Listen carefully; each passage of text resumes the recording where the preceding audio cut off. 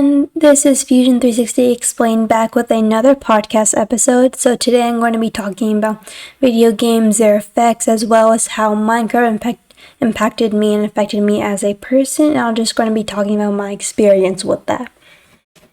So to start off, I just want to talk about the positive and negative effects of video games in general on people and how that can affect their daily and social life.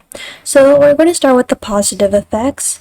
First is something called visual spatial ability, and it's basically the ability to recognize and remember objects, and you have to recognize the relationships between those objects. For example, like I'm sure we all seen those games of like babies or little kids putting a object within their designated shape, so it's sort of like that. And video games can actually help you with that because in most, if not all games, then you have to correlate objects, solve puzzles, and basically move throughout the game in order to continue the story and to complete the game.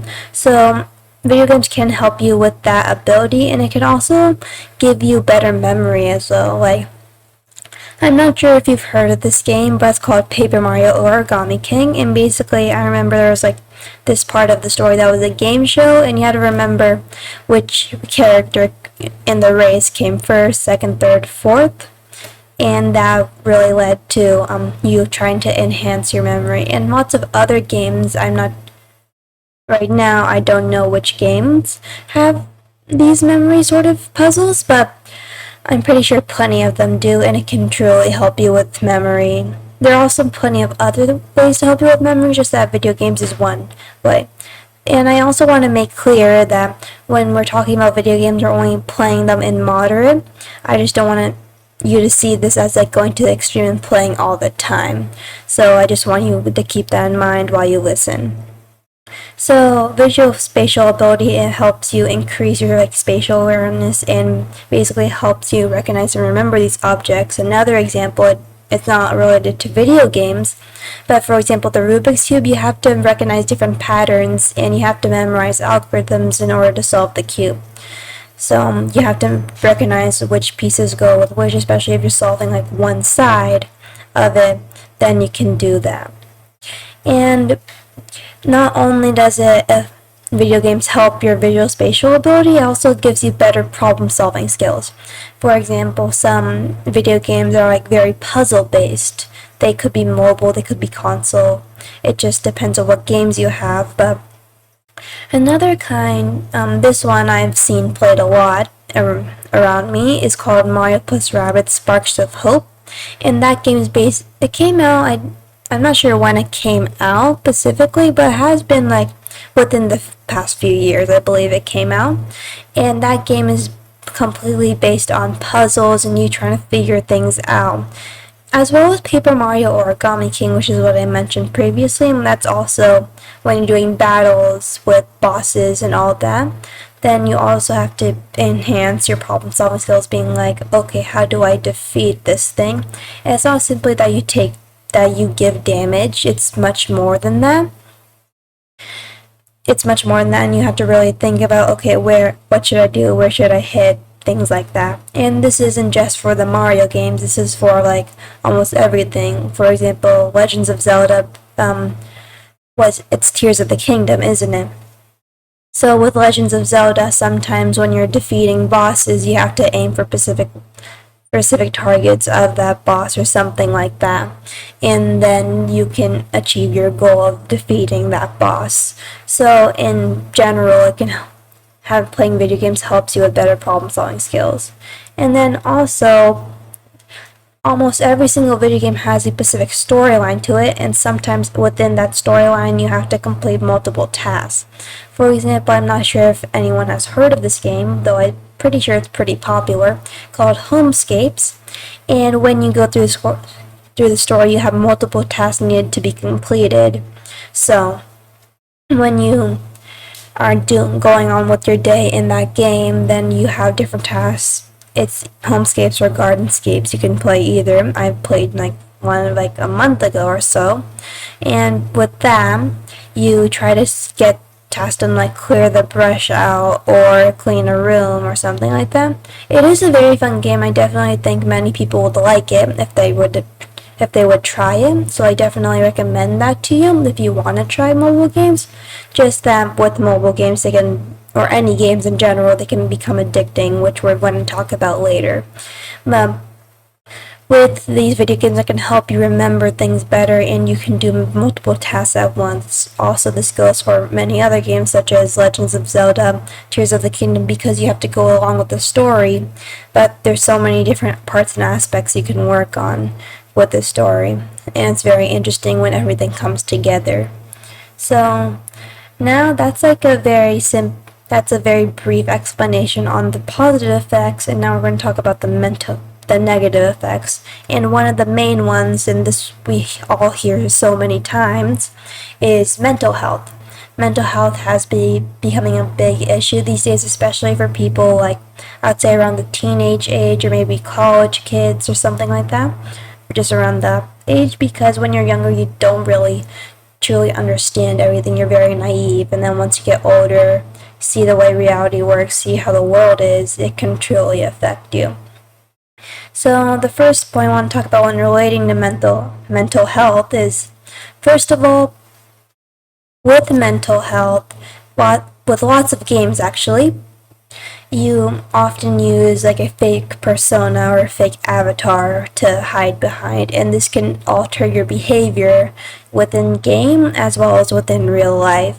Because if you're hiding behind a fake person that's not really you, you start to think you're actually becoming that person, and it can turn into a real problem that can result in anxiety, depression, loneliness, and so much more. And this is, with all those cases, it's usually the extreme, but it's always good to look out for that, because you never know what can happen.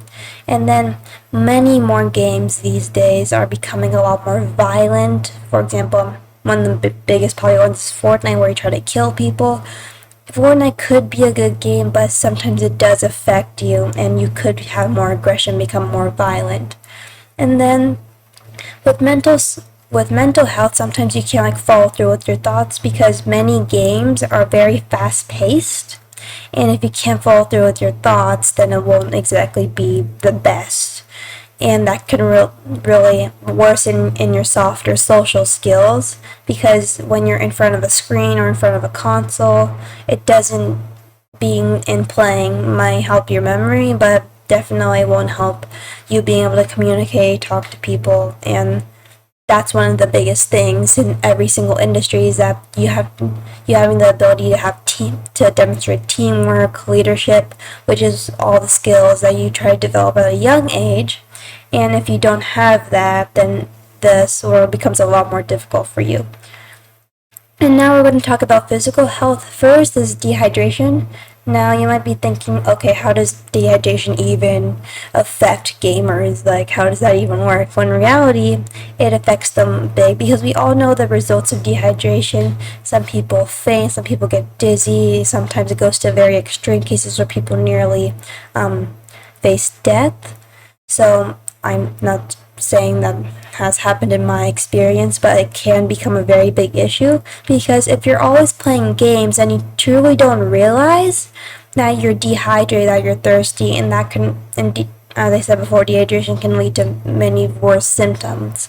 And related to dehydration, also sleep is a very important thing, because people can actually pass away due to sleep, and that's never good. I believe it's after around 10 days or 2 weeks that you can pass away, because after staying up for 3 nights in a row, your body actually starts hurting itself, and you have to get rest, because your body only works if you have enough rest, and that gives you enough energy.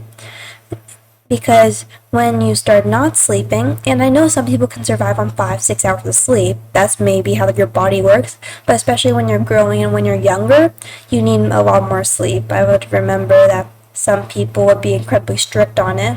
Sometimes I am very strict on it, because I really want to make sure I have good rest. But when you're always playing video games, sometimes you lose track of time, and you don't get enough sleep, and that can decrease your hand-eye coordination, that can decrease your concentration, that can get you into mood swings. It's never good.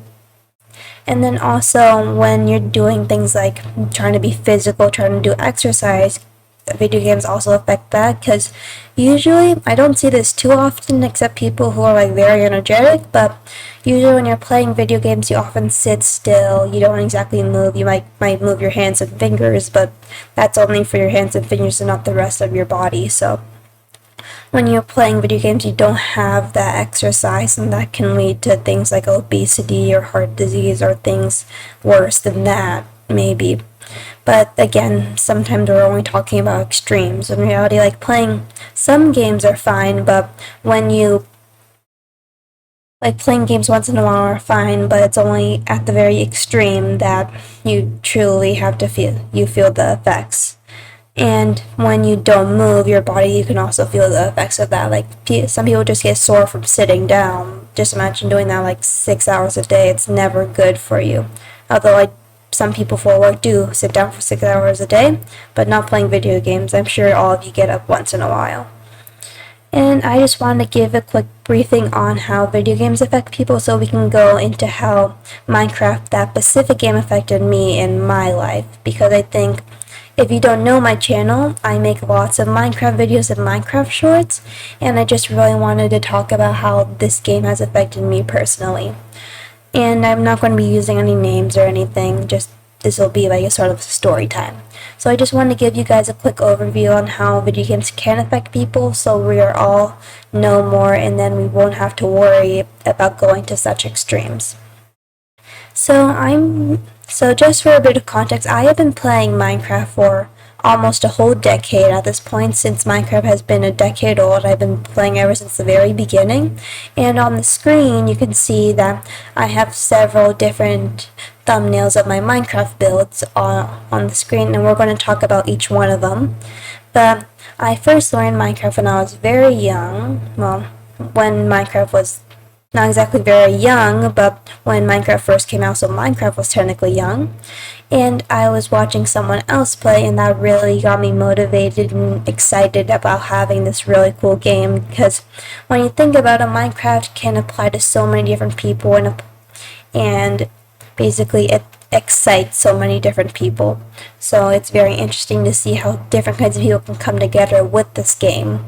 And this goes back to like the positive effects of video games, because you might be hiding behind a fake persona, but if you know your friends are playing with you, then everything is much better. Everything's almost much better with friends.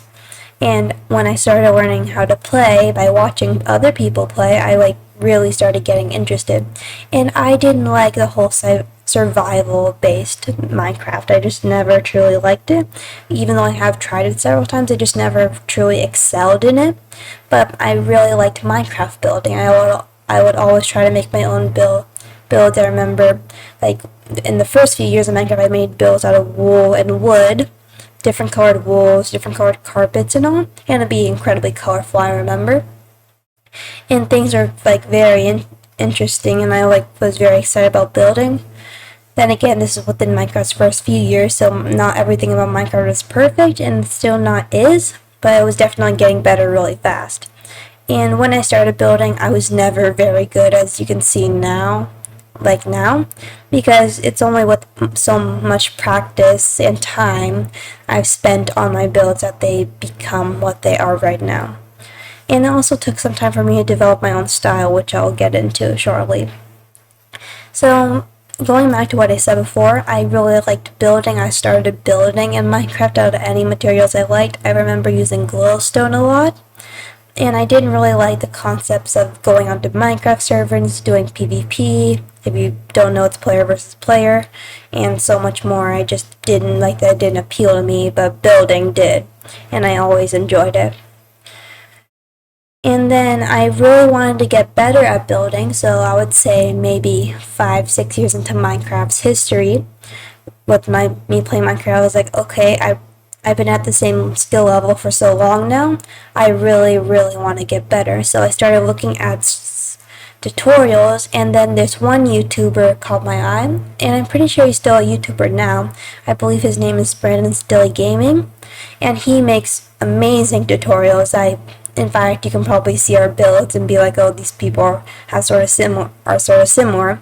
But I would love watching him and doing his tutorials, and that gave me so much inspiration for my own builds, and I really enjoyed that. I do definitely recommend him if you want to start using tutorials for Minecraft, because he does it in such a good way and such a simple way that makes it easy to understand. Then again, like, the different way can be various for everyone, just depends on you, but for me, he worked out very well. So I started doing his builds, and then he inspired me to make my own videos for... At first I wanted to make my channel an education channel, but then I realized that it wasn't like the way I wanted to go with it, and I just wanted to make it more about the hobbies and things I enjoy.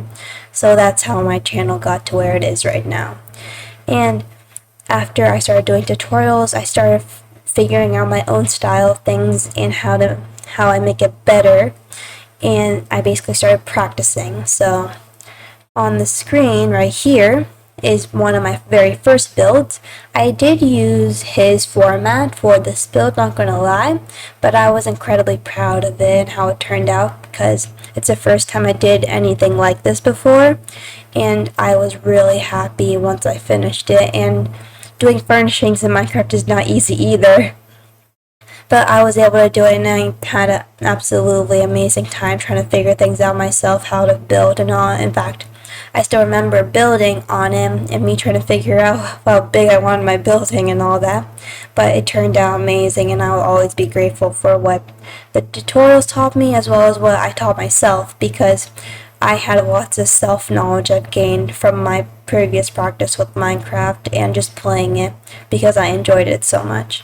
So with tutorials, you first start with copying. In fact, I was originally against having tutorials because I know they're there to help you, but I didn't want to feel like I was copying someone. But eventually I started doing tutorials, and I think that was probably one of the best decisions I've made, because now looking at my builds, they are so much better than what they used to be. And then after I started getting better at my buildings, I wanted to share it with people and start doing Minecraft videos once I got my channel up. So I started doing that, and I would say that was also very good of me and a very good decision I made now looking at it, because now I have all these subscribers that value my Minecraft and my tutorials, and I'm just very grateful to have that. So going back to the story, I started YouTube, and then I started wanting to create my own tutorials, because I always thought they were really cool, especially if I can do them right. So I made tutorials for a few of these builds you see. I'm pretty sure this is the main one, as well as this one right here I made tutorials for.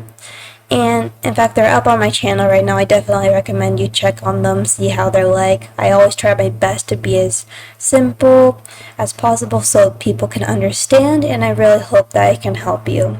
So with these builds, I just wanted to experiment with things. In fact, this build I got inspiration, at least for the top part of it. I got inspiration from another YouTube video I saw, and I really liked it. Same with this one. This tree house, I was just playing around. I wanted to see how I could make a tree house, and I was pretty happy with how it turned out. In fact, I have a tutorial for that as well on my channel, so you should definitely look at that. For this one, I wanted to play around with the garage, see how it would look, and I'm personally incredibly happy with how all my builds turned out, because I know I put my best effort. So this was one of my first builds. I wanted to try something with the very front with a big window and something like that, and I think it worked out pretty well because it just looks nice and just fits the whole theme. And you can see I have a very similar style throughout all my builds, and if you can't tell, then I'm not sure if that's possible because so many of my builds have the same color scheme. I was also really proud of this one because I have never tried such a style before in such a layout, but I was very happy with how it turned out because I only saw it from a YouTube video once, and I was very happy about that. This one, again, I was playing around with the garage, seeing if I can make it any better, seeing how I can connect it to the house, and I was pretty happy with it because once you finish the furnishings of your builds, then you realize how good and how very well they look. So This one, someone requested me to make a build, and I was like, okay, so I'm not gonna lie, I did speed through this one a bit, and it's based off of this one right here, but it still turned out pretty well. I do think that there's definitely room for improvement. There's quite room for improvement for all my builds, just that I don't think they're half bad, honestly. And then in the background, I have published a video recently about making a cool underwater garden. Definitely check it out if you can, because it'll mean a lot to me if you can go ahead and watch that tutorial. And I was just wanting to have some fun and inspired me for some other builds. And I got inspired for that tutorial based on some other builds. I have also have a tutorial on how to make a cool underwater house, and you can check that out as well. And with the underwater theme, I thought it was pretty cool to make an underwater garden, so that's where I got that from. So I basically talked about all I needed to. I didn't want this podcast to be too long for you, so that's what I decided. I hope this has helped you with me explaining how I got into Minecraft and how I have decided to pursue it. So I do really hope this has helped you and has informed you about the positive and negative effects of video games. I will say in general that video games can be a very fun thing to do with friends and family, but it's only when you go to extremes in general that it becomes a big problem. But other than that, video games have so many benefits to them. You can connect with people all over, you can make new friends, you can find new passions. It would be very good if you can find that passion, because I think everyone has a passion they should look for, and maybe video games is that passion, so you never know. But thank you so much for listening, and if you enjoyed this podcast or any of my other videos, please consider subscribing. It would mean a lot to me as I am trying to hit 8,000 subs. And that's going to be it for this podcast episode. I hope you've enjoyed it, and I hope you and whoever are listening with you have a safe and wonderful day. Bye!